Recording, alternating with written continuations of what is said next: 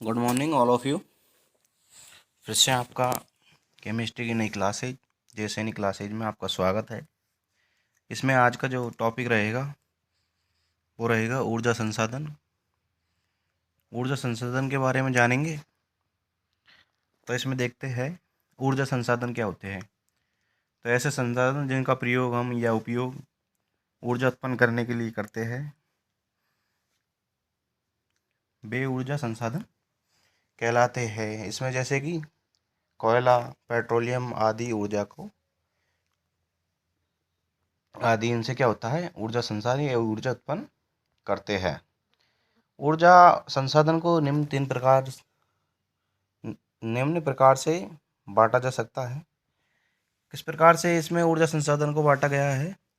तो ऊर्जा संसाधन को दो प्रकार से बांटा गया है। पहला है परंपरागत ऊर्जा संसाधन, दूसरा है गैर परंपरागत ऊर्जा संसाधन। तो इसमें जो परंपरागत होते हैं उसमें क्या आते हैं, जीवाश्म ईंधन और परमाणु ऊर्जा।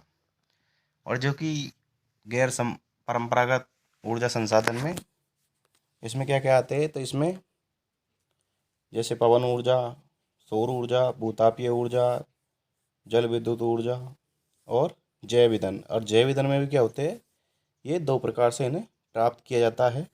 पहला है लकड़ी और दूसरा है बायोडीजल। तो इनके बारे में एक एक के बारे में अध्ययन करेंगे विस्तृत।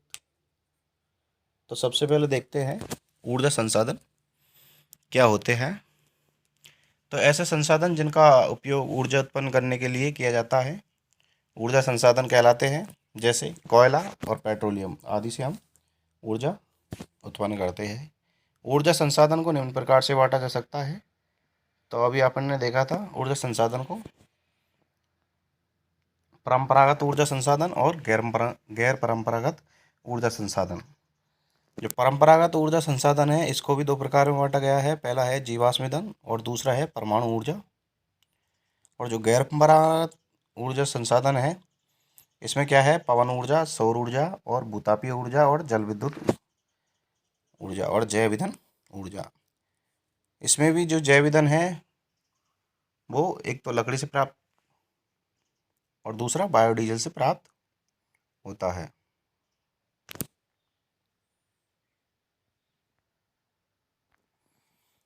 इसमें आता है जीवाश्म ईंधन में पेट्रोलियम, प्राकृतिक गैस और कोयला। इसके बाद में देखते हैं एक एक के बारे में, इनके बारे में जानेंगे। तो सबसे पहले देखते हैं परंपरागत ऊर्जा संसाधन क्या होते हैं, किस प्रकार इनका उपयोग होता है, किस प्रकार ये प्राप्त होते हैं। तो परंपरागत ऊर्जा संसाधन वे होते हैं जिनका पूर्ण उपयोग किया जा सकता है। इनको एक बार उपयोग में लेने के बाद पुनः प्रयोग में नहीं लाया जा सकता।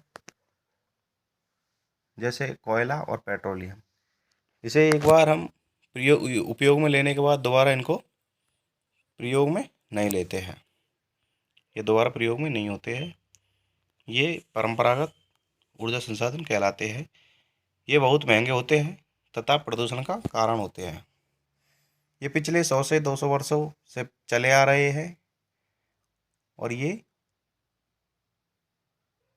गैर परंपरागत संसाधन नहीं है। इसके बाद में देखते हैं सेकंड, गैर परंपरागत ऊर्जा संसाधन।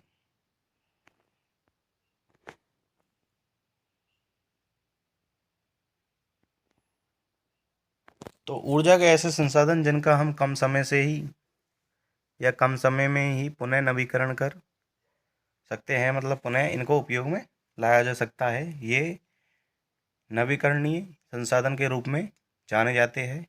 इनका कोई मूल्य नहीं है, इनके द्वारा कोई प्रदूषण भी नहीं होता है, ये हमेशा से चले आ रहे हैं। उदाहरण में है हवा, जिसे हम दोबारा भी प्रयोग में ले सकते हैं, जल है, इसको भी सौर ऊर्जा, भूतापीय ऊर्जा इत्यादि। ऊर्जा की कई नई ऊर्जा की कई आधारों पर वर्गीकृत किया गया है। इसमें है फर्स्ट अनवीकरणीय ऊर्जा, जिसे नॉन रिन्यूएबल। इसमें क्या होता है, कोयला और पेट्रोल और प्राकृतिक गैस, इन्हें एक बार यूज करने के बाद में ये दोबारा प्रयोग में नहीं आते हैं। जबकि नवीकरणीय जो ऊर्जा होते हैं रिन्यूएबल, ये क्या होता है, सौर ऊर्जा, पवन ऊर्जा, तरंग ऊर्जा, इन्हें दोबारा भी हम प्रयोग में सकता है। इसमें आता है थर्ड प्रदूषणकारी ऊर्जा, पॉल्यूटेंट, और चौथा है अप्रदूषणकारी ऊर्जा। प्रदूषणकारी ऊर्जा से मतलब है जो प्रदूषण फैलाती है, और अप्रदूषणकारी ऊर्जा से यहाँ पर जो कि प्रदूषण कम करती है या नहीं के बराबर प्रदूषण करती है। इसके बाद में परंपरागत ऊर्जा, और उसके बाद में अब इसमें देखते हैं जीवाश्म ईंधन।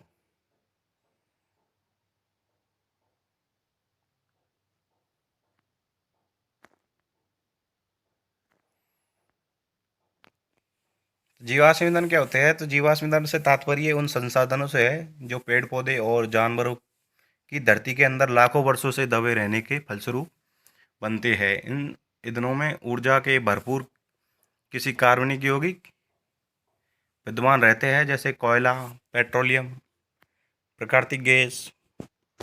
इसके बाद में ईंधन पेट्रोल, डीजल, गासलेट आदि के रूप में होता है, और इनका हमारे दैनिक जीवन में जैसे कि वाहन चलाने, खाना पकाने, रोशनी करने के आदि के रूप में भी इसका प्रयोग किया जाता है। इसके बाद में होता है ये एक बार ईंधन का प्रयोग करने के बाद दोबारा इसे प्राप्त नहीं किया जा सकता, और तैयार करने के लिए भी बहुत अधिक तापमान और ताप की आवश्यकता होती है।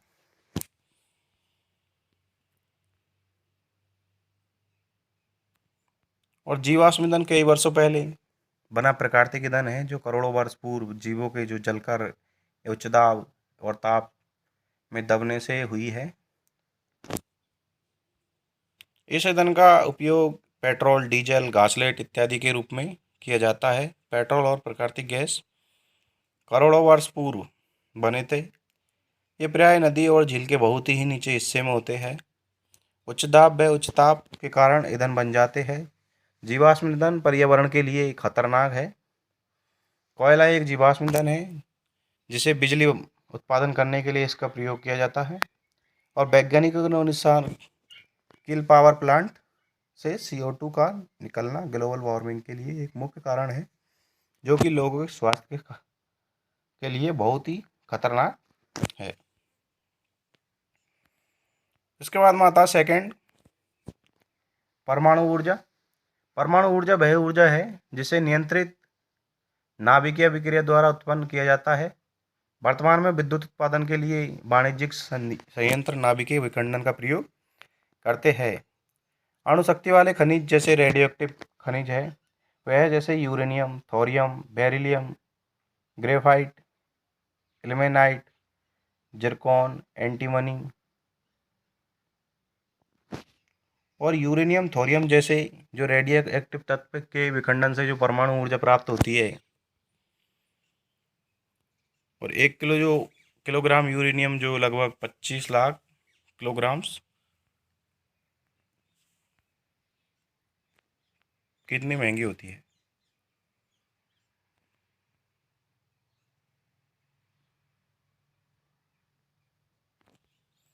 इसके बाद में आता है यूरेनियम। तो यूरेनियम क्या है? एक प्रमुख अयस्क है, पिचब्लेड PbS जिसे हम बोलते हैं। इसमें सामर स्काइट और थोरियनाइट, इसमें स्वतः विखंडन क्षमता होती है, इसलिए परमाणु विद्युत के उत्पादन के लिए अधिक महत्वपूर्ण या इम्पोर्टेंट है। 70% यूरेनियम उत्पादन झारखंड के सिंहभूमि जिले में जादूगोड़ा की खान से होता है। यूरेनियम के चार क्षेत्र हैं। झारखंड में जादूगोड़ा और बगजाता और खासी पहाड़ी पर, महाडस्क, और आंध्र प्रदेश में तुमलापल्ली। इसके बाद में देखते हैं थोरियम। थोरियम केरल के तट पर जो मोनोजाइट बालू में पाया जाता है। भारत थोरियम का सबसे बड़ा उत्पादक राष्ट्र है। थोरियम स्वतः विखंडनीय नहीं होने के कारण इतना उपयोगी नहीं है। इसके बाद में देखते हैं ग्रेफाइट, जो कार्बन का एक अपर रूप है।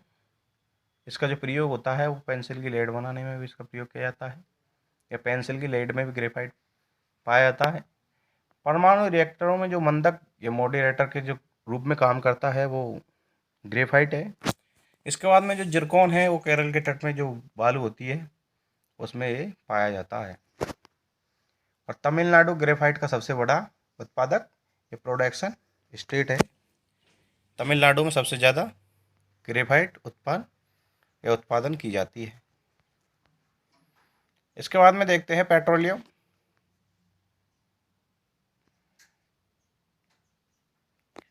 पेट्रोलियम जो टर्शियरी युग की अवसादी चट्टानों से संबंधित है। पेट्रोलियम हाइड्रोकार्बन यौगिकों का मिश्रण है जिसमें 70% तेल और 30% प्राकृतिक गैस मिलती है।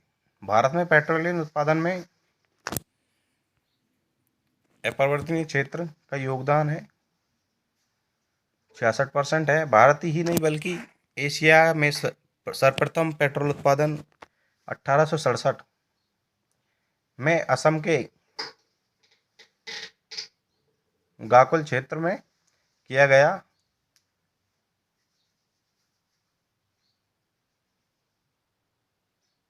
गापू में ही देश का पहला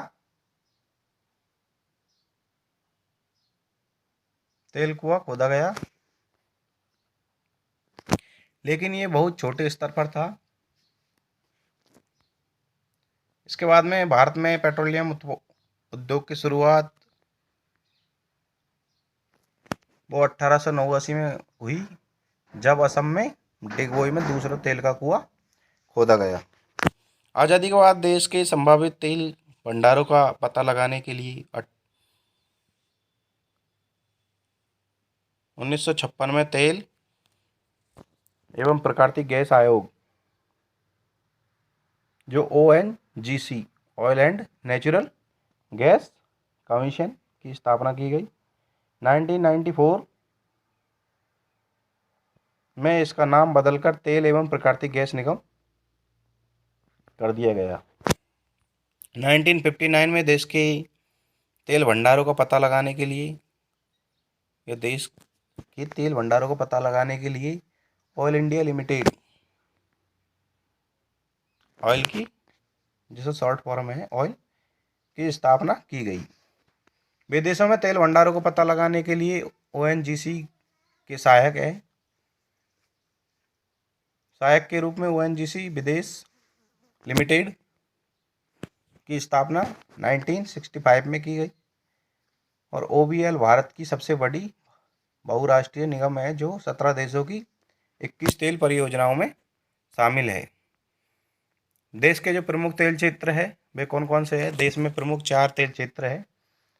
पहला है असम या ब्रह्मपुत्र घाटी तेल क्षेत्र। दूसरा है गुजरात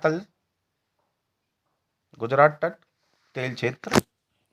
इसमें थर्ड आ जाएगा पश्चिम अपरदनीय तेल क्षेत्र। और चौथा है वो कौन सा है? पूर्वी अपतटीय तेल क्षेत्र। इसके बाद में देखते हैं असम या ब्रह्मपुत्र घाटी में जो तेल क्षेत्र है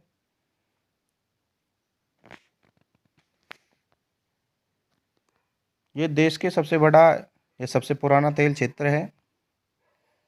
देश के पहले तेल की जो ड्रिलिंग असम में ही 1867 में मौकूम में की गई। इसके बाद देश के जो दूसरे तेल की ड्रिलिंग 1889 में डिगबोई में की गई थी। असम में जो है 4 प्रमुख तेल क्षेत्र है। इसमें है डिगबोई जो कि 1889 में इसकी सबसे पहले ड्रिलिंग की गई।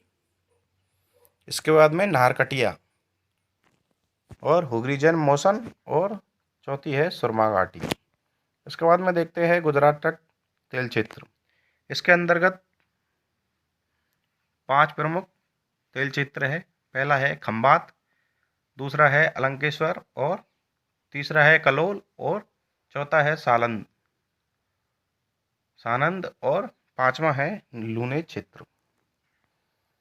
जो पश्चिम अपतटीय क्षेत्र ये तेल क्षेत्र है ये देश के सबसे बड़ा एवं संपन्न तेल क्षेत्र है। इसके अंतर्गत 2 प्रमुख तेल क्षेत्र है। पहला है मुंबई हाई। इसकी खोज 1976 इसकी जो स्थिति है वो अरब सागर अपतटीय क्षेत्र मुंबई से 176 किलोमीटर दूर है। दूसरा है बेसिन। वर्तमान में इससे कुल देश का 60% तेल का उत्पादन होता है। और सेकंड है जो बेसिन, दक्षिण पश्चिम में ये स्थित है, पूर्वी। इसके बाद में देखते हैं पूर्वी अपतटीय तेल क्षेत्र। ये देश का सबसे नया तेल क्षेत्र है। गोदावरी कृष्ण के मुहाने पर बंगाल की खाड़ी के अपतटीय क्षेत्र में रावो अपतट तेल क्षेत्र की हाल ही में ही की गई थी या की गई है। और भारत में जो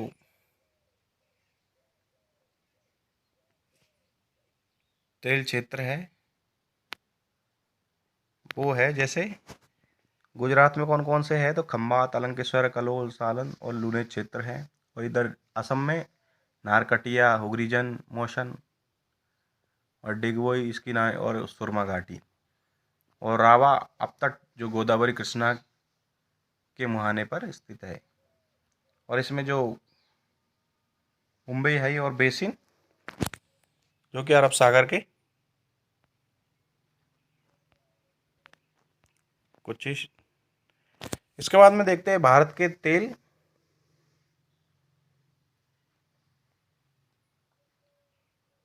आविष्करण या ऑयल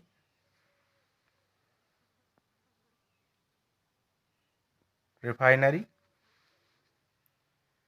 भारत में कुल 23 तेल रिफाइनरी स्थापित है, जिनमें से 15 सार्वजनिक क्षेत्र में है और 3 निजी क्षेत्र में है और 2 संयुक्त उपक्रम के तहत है।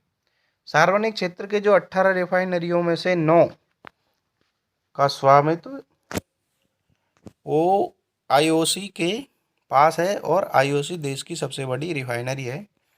निजी तेल क्षेत्र के जो 3 रिफाइनरी में से रिलायंस इंडस्ट्री लिमिटेड की है और एक सस्सार लिमिटेड की है। और रिल की दोनों रिफाइनरियों में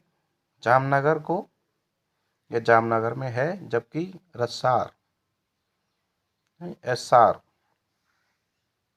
एसआर जो कि गुजरात के गांधीनगर में स्थित है।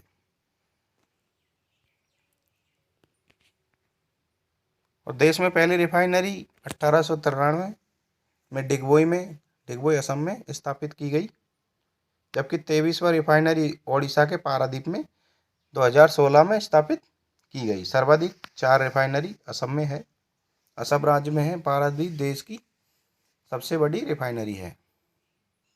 इसके बाद में जो भारत में 23 तेल रिफाइनरी है उसको इस प्रकार से ग्राफ में दर्शाया गया है